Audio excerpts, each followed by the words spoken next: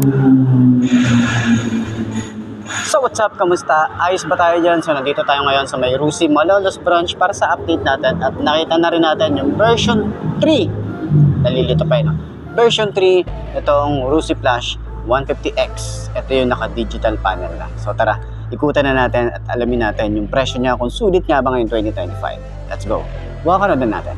Ayos na ayos yan. Got some pain in their life, you can see it in their eyes. They're changing at night underneath the dark skies, forced to become something darker inside. You can feel the switch, feel the shift in the tide. They keep desiring something that's more inspiring. Their brains rewiring, old thoughts they start expiring. They're never tiring, no, now they feel the fight in them. They feel the fire sweep, take over entirely. They feel it growing, it's showing the feelings they keep over.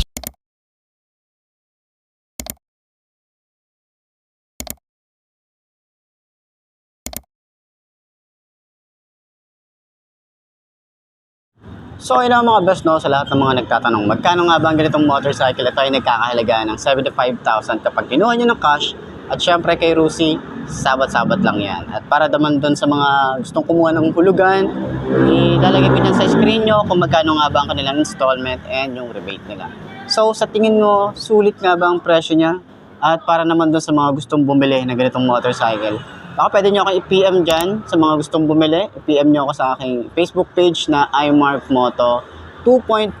Okay? Para at least ma-assist ko kayo sa mga gustong bumili. So para naman doon sa mga nakabili na, baka pwede nyo i-share dyan sa comment section. Ano nga ba yung mga naging experience nyo sa motorcycle na to? Ayos na ayos yan, di ba? Blowing, always stoking the fire. Adrenaline is overloading. Hit the mat like a fighter. They never let up, never throwing, giving to their desires. No, they keep working on their focus. They feel the temperature rise. Now there is no place to hide. You better dig deep inside and find anything, everything that you could ever need. Every breath that you breathe, dedicated to believe. Streets that they called home, not for the weak, left out in the cold. Watched all the sheep do what they're told, swore they would feast one day on their bones. So yun nga, ngayong 2025, ayan, naglabas si 150X itong Flash, and then kalalabas lang nung version 2. Ngayon naglabas sila ng version 3. Pero kung nagtatanong kayo, ano nga ba yung version 3? Kasi naglabas sila, or itong version na to, bagong version na to, kasi ito ay naka digital panel na yung kanyang instrument panel. Redundant masyado yun. Naka digital panel na siya. So mamaya pakita natin sa walk around ano nga ba itsura niya, para at least sa mga gustong bumili at mga naghihintay. Available na po dito sa may Rusi Malolos branch. Okay, sa mga gustong kumuha, PM nyo ako at para at least ma-assist ko kayo. Okay, sa iMarkMoto 2.0 dyan sa FB page. So side stand muna natin. Okay, patayin muna natin. Hindi pa naman natin mapapakita. Pero ayan, side stand muna natin. Pag ganito, medyo mabigat yung motorcycle na to. Okay. So, ayan, ganyang itsura niya kapag naka side stand. Maganda rin naman. Mukhang hindi naman siya bubuwal sa mga parking area, sa mga mall. Okay. So, 5 to ang ating height. Tingnan natin kung same feeling pa din ba yung mga dati nating Flash na naupuan. Okay. So, sa mga naghahanap ng carb type, hindi ko lang sure kasi hindi pa ulit ako nakakita ng carb type nito. Tapos yung version 2, available pa rin naman yung analog type. Halos karamihan pa rin ngayon is naka-analog. So, bibihira pa lang din yung mga naka-digital. So, ngayon, naabutan lang natin dito sa may Malolos branch na daan lang tayo. Konti nga lang yung motor nila rito eh. Kasi kadadating lang din ng mga bagong motorcycle nila ngayong araw na to, okay? So, kung ito ay nilabas na noong mga panahong 2022 or 2023, baka ito yung naging motor natin. Hindi si RFI. Pero ayun na nga, maraming improvement talaga ang nangyayari. Katulad nitong si Flash, karoon ng Flash 150, Flash FI, tapos nagka X, 150X, nagkaroon ng carb type, 'di ba? Tapos ngayon ito, naka-digital panel na siya. So last time kasi talaga, kung sinabi ko nga dati, kung kaya nyo kay Flame na gawing digital, bakit kay Flash hindi nyo kayang gawin? Ayun, si Rusi nakinig naman. Ayan, meron na siyang digital panel, okay? So, ang dami kong sat-sat, di ba? So, ganyan itsura natin. Ganda talaga ng shock nito sa, sa likod, eh. Oh, napakalambot. Yung shock naman niya sa harap. Yan, sobrang lambot din, oh. 'Di ba? Napakalambot talaga, boy. Kaya ito yung gusto ko talaga eh. Siguro, in time siguro, pero hindi naman ako nag-ano ng motor niya. So, ayan, 5'2" yung ating height. Kaya naman nating i-manage. Hindi naman tayo masyadong hirap, no? Pag naitayo na natin, yung bigat niya, saktuhan na. Okay? So, yung ating legroom, ganyan na itsura natin. Pati pag nagra-rides, ganyan itsura natin. So, yung iba, naglalagay ng bracket dito, tapos dito nilalagay mga gamit nila. Lalo kapag long ride, marami tayong pwedeng ilagay din dito. Dito naman sa ating OBR, kahit medyo patulis yung design niya, komportable naman dito yung OBR natin. Okay? So, kung gusto niyo maglagay ng top box, palitan niyo yung kanyang bracket and then maglagay kayo ng top box. Turning radius niya, saktuhan lang din. No, hindi siya ganun ka sobrang lawak pero tamang-tama na to para makapag U-turn tayo ng maayos. Okay? So, meron din tong USB charging port. Hindi nga lang din to keyless. Malay natin, magkaroon din sila ng susi na di keyless, di ba? Eh, malay natin, kung dito nga sa panel is napagbigyan tayo, what if yung iba pang features, di ba? So, ayun, tatingin nyo, sulit nga ba ang kanyang looks and price, then yung mga features na available dito sa may Flash 150X na version 3, kung tawagin nila, version 3, okay? Kasi naka-digital na siya. So, comment nyo yan sa baba, okay? So, center stand natin, kung magaan pa rin ba siya or madali ba siyang i-center stand, kailangan ba ng puwersa? Kailangan ng puwersa, pero hindi naman ganun kahirap. Ayos.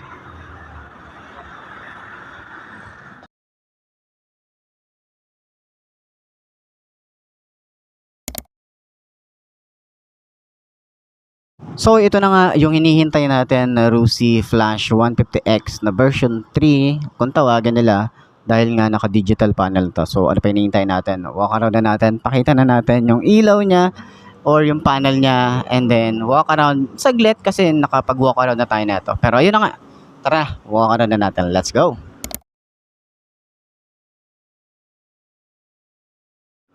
So, ano pa hinihintay natin, no? Sa panel na agad tayo. So, pinasuyo natin 'tong kalabos na i-activate kahit saglit lang, no? Pero hindi natin siya pwedeng i-sound check kasi nga wala naman 'tong gasolina.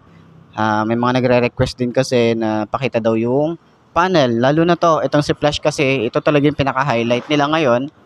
Yung panel niya, kung gaano nga ba ka-improve or yung improvement na ito, ano nga ba yung improvement niya. So, pakita na natin. Damn! Bang! Ganyan ang itsura niya. So, sporty looking. Ganda nung lining dito. Kulay blue na neon. Okay? Tapos dito sa side, yung kanyang speedometer or RPM. Speedometer siguro nandito. Ito yung speedometer niya. Ito yung RPM. May Rusi. Fuel gauge. Ito yung battery. Ayan yung battery niya. So, naka-low. Kasi yung battery na nilagay dito hindi naman brand new, okay. So ito yung speedometer, total mileage, naka-engine check. Ano ba to? May pinipindot dito pero touchscreen ba to? Ayun, touchscreen siya. Ano pa ba? Ito lang yung nakikita ko, pero yun lang yung ano nun. Okay. Paano siya? Yun, ito nga. Ayan, yun lang naman yung nakita natin dito. Pero yun nga, yung signal light nasa taas. Pag naka-high beam. Ayan, naka-high beam ba ako? Ito yung ano niya, ilaw. Yung parang park light niya, naka-on. Hindi lang natin makakita yung headlight kasi nga, kailangan i-start. Okay? So, ayan. Engine check. Okay? Yun lang naman yung pinaka-highlight niya to. Yan na yun. Diba? Yan yung pinaka-panel niya. Okay, tingnan natin yung animation kung maganda siya. Bang! Okay, may temperature din dito. May mga nakikita natin dito. Yan, kilometer per hour. Yan lang, mileage. May Rusi dito. Gear. Ito pala, gear, neutral. Tapos makikita mo 1, 2, 3 hanggang 6. Okay? So, yun yung pinaka-highlight na rito. So, yan. Okay? Sa front naman, ito yung tsura, combination ng black na finish or glossy finish tapos meron tayong matte finish dito na kulay black din. Ganun din dito sa harap, meron tayong Rusi logo, maganda yung itsura. And wala naman silang binago rito sa mga decals, yung fairings niya or yung design niya, same pa rin naman dun sa dating version. So, yun lang talaga yung binago nila rito, yung ating panel. Ayan. Ito yung daytime running light, signal light. Ayan. So, naka-telescopic fork, maganda yung tires, naka 90 by 80 by 17, tubeless, yung kanyang tires, cordial, yung brand. Okay, maganda yung mugs, maganda yung paint job dito, naka gold na siya, and then napakalaki ng kanyang disc brake, and then naka dual path caliper tayo rito, and then meron din tayo rito na radiator. So ito, advice ko rito is tawag dito, maglagay tayo dito ng cover, no, para sa talsik, lalo na yung mga maliliit na ano, para maiwasan natin yung pagkasira agad ng radiator. So, advice din ng iba na kapag kinuha nyo to ng, kinuha nyo or pinull out nyo sa kasa, palitan nyo agad yung coolant niya, kasi yung ginagamit daw ni Rusi na coolant, eh hindi naman siya talaga yung maganda, no? Palitan nyo daw agad yung coolant para yung mga magagandang ano na, para iwas din or safety ng ating motorcycle. So, ayun nga, isa pa pala, additional nga pala dun sa panel. Okay, sa mga gusto or mga nagtatanong dyan, kung Boss Mark, pag pinalitan ko ba yung analog ko, kakasya ba? Okay, so trinay ito, napalitan or isalpak doon sa analog, hindi kasya. So kung analog type yung ano mo at nasira yung panel mo, analog lang din talaga. So kapag digital lang. So yun yung info na ano natin. Kasya naman daw, pero yung socket, yun dun daw hindi parehas o hindi sukat. So, yun lang din yung nakuha nating information. Okay? So, yan. Sa mga switches natin dito pala, meron tayo ritong high and low, busina. Yan, yung busina niya, malakas din. So, meron na rin siyang hazard switch, signal light, electric starter, on and off ng kanyang park light headlight, lever, maganda rin. Throttle niya, mababaw. Yung grip, makapit din. Tapos dito naman, yung clutch, smooth lang din. Ayan. So, meron din tayo ritong USB charging port. Ayan, may ilaw din pala to. Ayan o. Nakita natin yung ilaw. Ang ating susi, maganda rin yung susi niya, yung kanyang side pocket. Malalim naman pero hindi siya safe na maglagay dito habang mamabiyahe. Siguro basahan, pwede dyan. Or mga papeles, barya, pwede dyan. So, ganito yung tsura niya. Okay, maporma. Parang may palikpik dito no? So, yung kanyang rear brake pedal, smooth lang din. Tsura ng makina, ang stylish ng datingan. Naka monoshock tayo rito, sa center siya. And foot pegs, ito metal. And then ano naman to, magandang alloy din na ginamit dito. Tapos foot pegs din para sa rider, napiflip naman yan, pero ganyan. Ayan. So itsura ng ating tambucho, ganda rin ng itsura no. May cover din tayo rito, metal. May swing arm, malapad din, tsaka maganda. Lalo na rito yung ina-adjust.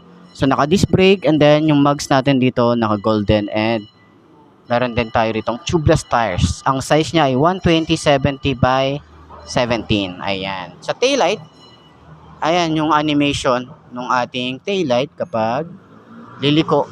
Okay, ayan yung itsura niya. So, yung pinaka-taillight niya, yung signal light natin dito, yung animation niya. Ayan. Okay. So, may plate light, may reflector, chain cover, sprocket size. Ano ba yung sprocket size na ito? 42T. Ayan. So, naka-single head shifter, and then 6-speed na rin ang isang to. Upuan niya, meron tayo stitches dito, tsaka dito makapal yung foam. Dito medyo hindi na. Okay. Then, wala rin tayong compartment. So, kung gusto niyo additional storage, magpapa-top box tayo rito. Okay. So, meron tayong helmet hook dyan. Ayan. So, ito na nga po yung ating Flash 150X na digital panel na yung nilabas ni Rusi. So, hindi ko rin sure kung ito na talaga yung ipoproduce nila or continuous pa rin yung version 2 na analog type. So, yun, magandang improvement para dito sa ating Flash 150X. So, puntahan nyo na lang dito or puntahan nyo yung pinakamalapit na Rusi sa lugar nyo, okay? Or PM nyo ako, okay? Para at least ma-assist ko kayo para makakuha ng ganito. Ayos yan. So yun na mga best, no? Ito na ba ang motor na babagi sa'yo? Kung ito na nga ay markahan mo na at mag-subscribe ka na sa aking YouTube channel. I-click mo na rin yung notification bell para updated ka sa lahat ng videos na upload natin. Kung dito araw-araw sa laging tatandaan, wala sa brand ng motor ang itatagal yan. Kung di na sa pag-aalaga mo yan, tatagal yan, ayos na ayos yan. So kita ka na lang ulit tayo bukas. I'm Mark D. Ciao. Maraming salamat sa inyo. Babush. Aha.